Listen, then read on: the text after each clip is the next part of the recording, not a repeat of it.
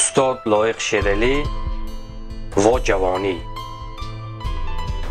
بروی رهگلی پژمرده دیدم، لگد مال است و می نالد نهانی. زمان زیبی کاکل بودم اکنون، جوانی وا جوانی وا جوانی. بدیدم نامپر از بالی کبوتر، به دست مادرم با بیزبانی. بروی نان زده هر بار می گفت جوانی وا جوانی وا جوانی. درختی پیری بیشاخی قدیر ره، شنیدم با زبانی نوحخانه. با هر یک رهگذر می گفت جوانی وا جوانی وا جوانی.